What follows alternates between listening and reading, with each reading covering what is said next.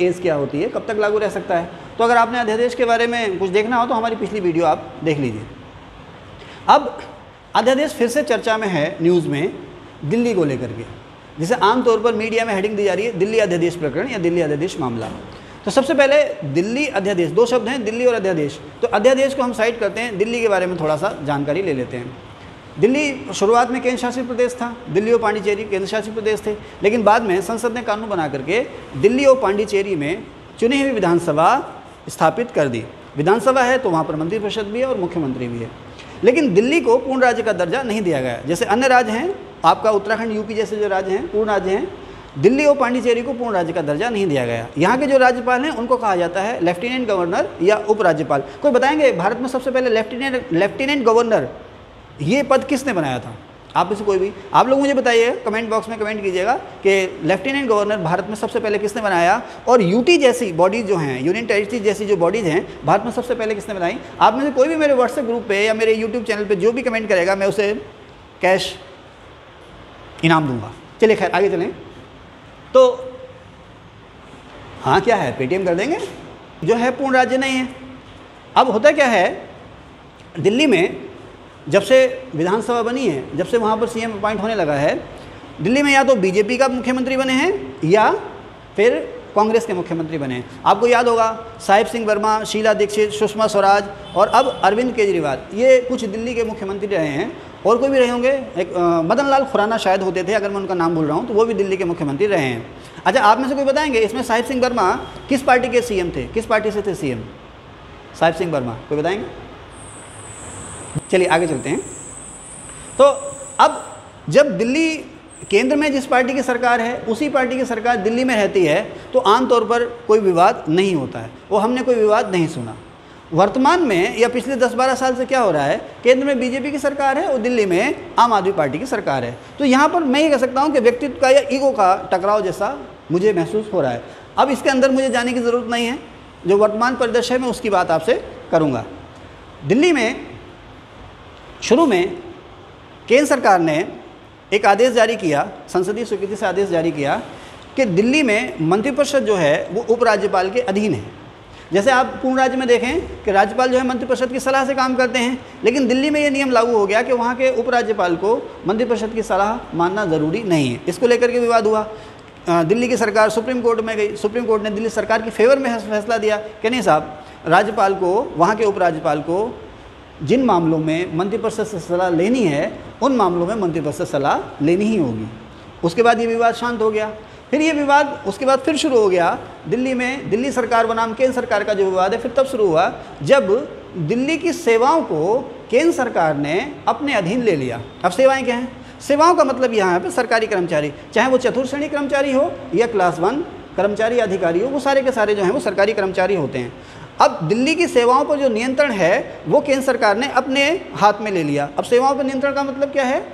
कर्मचारियों की भर्ती करना, उनको नियुक्ति देना, प्लेसमेंट करना, प्रमोशन ट्रांसफ़र करना और जो कोई पनिशमेंट हो सकता है, सस्पेंशन से लेकर के बर्खास्ती तक जो कुछ भी है वो सारे का सारा सेवाओं पे कंट्रोल या सेवाओं पे नियंत्रण के अंतर्गत आते हैं।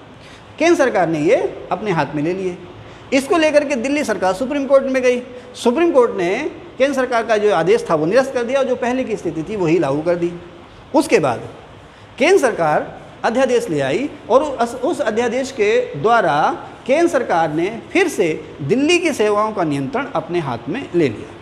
उसके बाद फिर ये विवाद शुरू हो गया, जिसे आज हम जान रहे हैं दिल्ली सेवाओं का मामला या दिल्ली अध्यादेश प्रकरण या दिल्ली अध्यादेश खींचतान।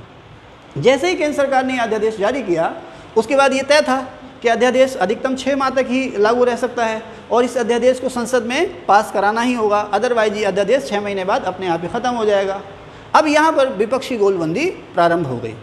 अरविंद केजरीवाल जी ने और पंजाब के मुख्यमंत्री भगवंत सिंह मान जी हैं, उन्होंने संघवाद की दुहाई देनी शुरू कर दी कि केंद्र सरकार ने इस अध्यादेश के द्वारा भारत का जो संघीय ढांचा है उसको नुकसान पहुँचाया या हमारा जो संघीय ढांचा है उसका गला घोट दिया। खैर जो भी है, हमें उससे कोई लेना देना नहीं है। किसी और वीडियो में संघ क्या होता है, संघवाद क्या होता है, इसकी भी बात हम करेंगे।